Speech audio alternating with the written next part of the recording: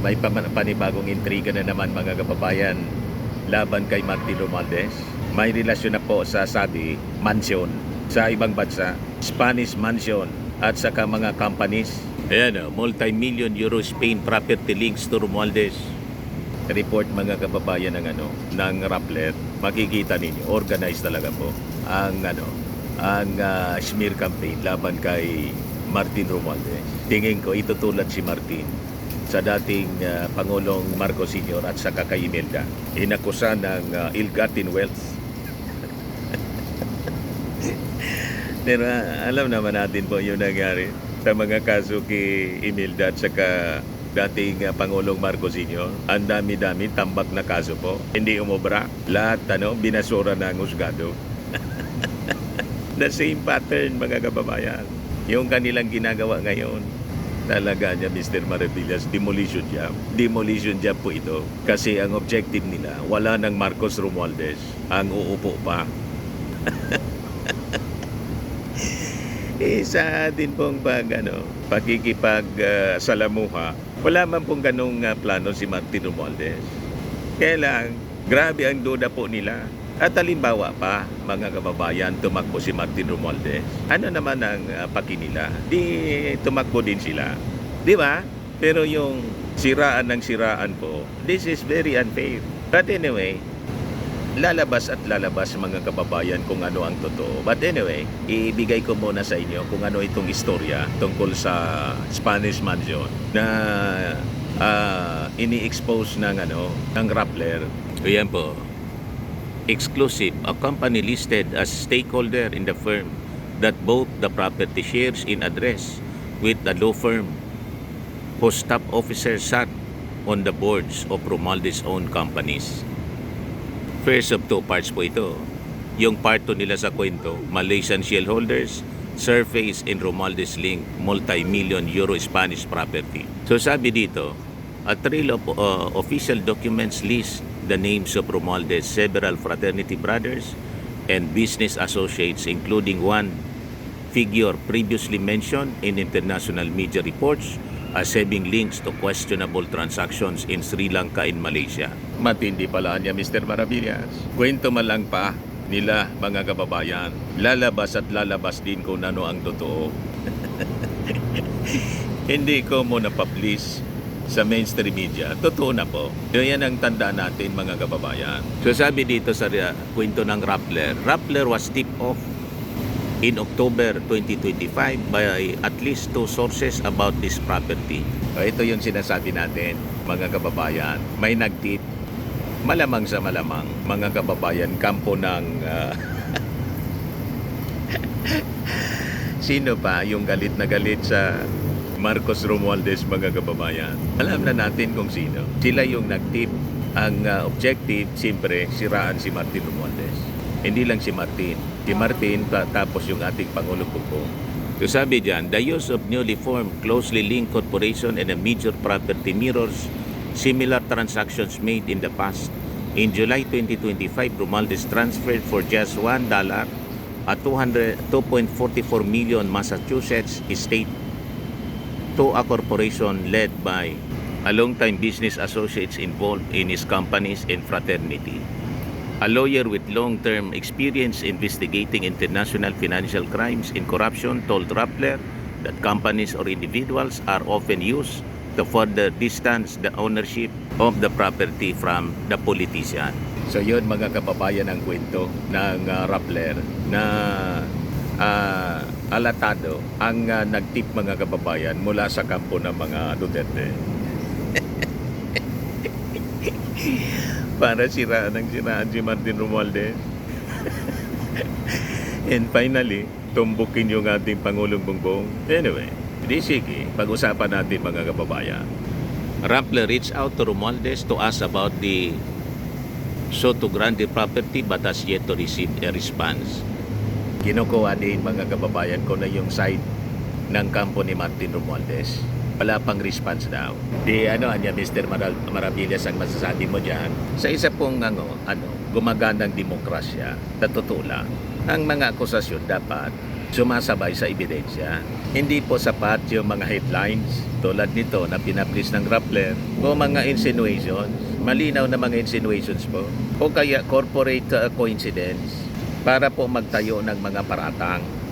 Ang accountability, mga kababayan, nakabata yan sa legal ownership, mga dokumentadong financial trail at aktual na control, hindi po sa mga hinala. Hinala man lang nila. Di ba? So dito po sa isyong iniugnay kay Martin Romualdez, sa isang real estate property na sabi located sa Spain. Malinaw po ang agwat sa pagitan ng mga isinusulat at ng napatunayan. Malinaw po na ang paratang po walang direktang ebidensya. Ayon mismo sa aula, yung property po sa Soto Grande sa Spain, hindi man daw nakapangalan kay Martin Romualdez. Hindi man pala nakapangalan. Bakit sinasabi ninyong property ni Martin?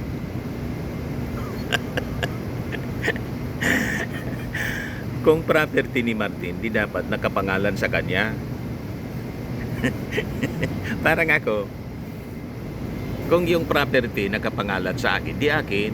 Pero kung nakapangalan sa ibang tao, di hindi akin. Ganun lang po yun. Mga loko kayo.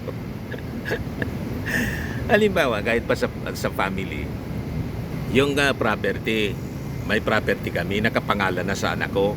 Akin pa ba yun? Di ba hindi na akin? Di ba? Kasi iba man yung anak ko, tapos ako, property yun ng anak ko. May gym kami, halimbawa. Ang gym, nakapangalan sa anak ko. Pero anya, Mr. Maravillas, sa'yo ba yung gym? Nakapangalan nga sa anak ko. Unang-una, yung perang pinambili ng gym, hindi man akin, sa kanya talaga yun. Di sa kanya, ganun lang yung, kasi yung anak ko may hanap buhay din. Pero yung ibang duda, akin. Pinapabayaan ko na lang yung mga nagdududa na yung gym akin, dinasupport ko siyempre yung anak ko. Kasi anak ko yun, gusto ko magtagumpay sa negosyo. Pinaplug ko dito, Colossal Fitness Gym. Ang ibang tao, ang duda sa akin, hindi nga akin, sa anak ko, kanya yun, nakapangalan sa kanya eh. At galing sa kanyang pinagpaguran, yun yung pinambili doon. Diba? Ito kay Martin Romualdez, hindi man nakapangalan sa kanya, pero ina-associate ninyo yung property. Sinasabi ninyo, property ni Martin Romualdez. Hindi nga nakapangalan sa kanya, hindi kanya. Mga loko ko talaga itong mga taong ito. Ayan o, yung property po, binili ng Cecil Property Limited, isang corporate entity at hindi ng isang natural person. So ano po yung legal significance niyan? Sa batas po, hindi ka pwedeng mag-akusa ng personal ownership kung wala yung alinman sa mga sumusunod, titulo o deed na nakapangalan mismo sa akusado. Dokumentado dapat ang beneficial ownership, dapat may patunay ng personal control ng korporasyon o malinaw na daloy ng personal na pundo. Yun ang mga requisitos po. Sa issue ng ito, mga kababayan, wala sa ni isa sa apat ang ipinakita. So ang korporasyon, mga kababayan, hindi extension ng isang politiko. Kasi po, ang isang korporasyon, may sarili po siyang personality under the law. Ang pagmamay-ari ng ari-arian ng isang kumpanya, mga kababayan, ay hindi po automatikong pagmamay-ari ng isang politiko o ng isang individual, kahit na po sikat o makapangyarihan. So ang salitang link, wala pong legal weight kung wala pong dokumentong nagpapatunay ng tinatawag na beneficial ownership, voting control o dominion, mga kababayan, sa corporate decisions. Naintindihan na ninyo, mga moron? Ganon siya.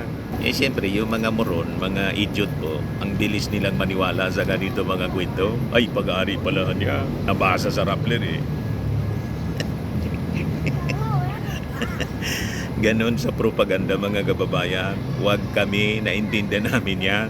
So kung wala pong ganong kondisyon mga kababayan. Ang sinasabi nilang link, opinion lang po nila yon, hindi ebidensya. Naintindihan na ninyo mga moron. Walang money trail mga kababayan, walang kaso. So ang pinakang importante sa investigasyon, saan nang galing? Yan ang tanong. Saan nang galing ang pera? So sa isyong ito, mga kababayan, walang bank records, walang remittance documents, walang prueba ng transfer ng personal funds ni Speaker Martin Romualdez, dating Speaker Martin Romualdez. Tama po. Wala man pong ganon. May nabasa kayong ganon sa kwento ng Rappler? Wala. Kasi po sa batas, malinaw. Kung walang personal trail, wala din pong personal liability. Tama po. So makikita ninyo, ang paulit-ulit na lang na pagpapakalat nila, same story, para lang po manira. Malinaw. Hindi po ito ngayon lang na si Martin Romualdez binato ng mga paratang, malalaking paratang, na hindi man po nauwi sa kaso, hindi man inakyat sa korte, at hindi po napatunayan sa kahit anong forum. Ngayon ang tanong, bakit nila ito ginagawa? Ang simpleng sagot po, dahil siya po ay nasa sentro ng kapangyarihan sa Kongreso. Dahil po may impluensya siya sa legislative agenda. Dahil po mas madali ang pag-imbento ng duda kaysa pagharap po ng ebidensya. Ganun lang yun. So ito po ay isang classic demolition tactic sa tingin natin. Tulad ng dati, tulad sa flood control scandal, na pilit nilang dinadawit si Martin Romualdez. Wala man ebidensya, walang audit report, walang dokumento, lahat lang kwento. So sa demolition tactic mga kababayan, ang strategy, ulit-ulitin yung kasinungalingan hanggang sa may maniwala. Sa propaganda po, yung Goebbels strategy, yung Nazi propagandist ni Hitler, ganon. Yun ang ginagamit nila, mga kababayan, laban kay Martin Romualdez. So ito po yung mahalagang paalala natin. Ang media po, kasi po ako, napakatagal na ako sa profesyon na to. More than 40 years tayo sa mainstream. Maaari pong mag-ulat ng tanong tulad ng ginawa ng Rappler ngayon. Ngunit hindi po ito kapalit ng proseso ng batas. Kapag po ang ulat walang primary documents, walang sworn statements, walang corroborated financial records, ang konklusyon nito, hindi po guilt, kundi incomplete story. Yan ang rason po kung bakit ang sabi ng Rappler, they're reaching out kay Martin Romualdez. Dinadala nila yung email ad para makapag-respond, masagot yung mga aligasyon, yung kwento, binigay sa kanila ng tipster na malamang mula sa kampo ng mga gusto lang siraan si Martin, intrigahin uli at i-demolish. Ganun. So ngayon, kapag pinagsama-sama natin yung datos, malinaw po ang hulma. Walang direktang personal ownership si Martin. May korporasyon po na binabanggit sila, pero walang patunay ng personal control ni Martin. May headline sila, yung Rappler, pero tingin natin walang kasong mabubuo, pero may propaganda sila. Yung nagbigay ng kwento, may propaganda laban kay Martin Romualdez. Tama? Sa batas po, mga kababayan at logic, ang ganitong kwento, hindi po ito uubra sa korte. So ito yung public interest questions sa isyong ito. Nasaan ang titulo? Magpakita kayo ng titulo na nakapangalan kay Martin Romualdez. Yung mansyon. Magpresenta kayo. Nasaan ang dokumento ng beneficial ownership na nagkinabang doon si Martin? Nasaan ang bank trail ng personal na pundo? Ngayon, kung wala ang mga ito, bakit may hatol na agad? Yan ang tanong natin. Guilty agad si Martin sa kwento ninyo. So kung walang ebidensya po na maipapakita kayo, walang dapat sagutin si Martin Romualdez. Naintindihan na ninyo mga idiots. Mga moron, siguradong pagpipista naman po ito sa mainstream media. Tapos ikakalat ng mga trolls ng mga Duterte para i-demolish si Martin Romualdez. Papalapit na kasi yung eleksyon mga kababayan. Kaya intensify nila yung paninira. Huwag kami. Ayan man lang po yung short video natin mga kababayan. Ako po si Dante Maravillas. Bye-bye po. God bless.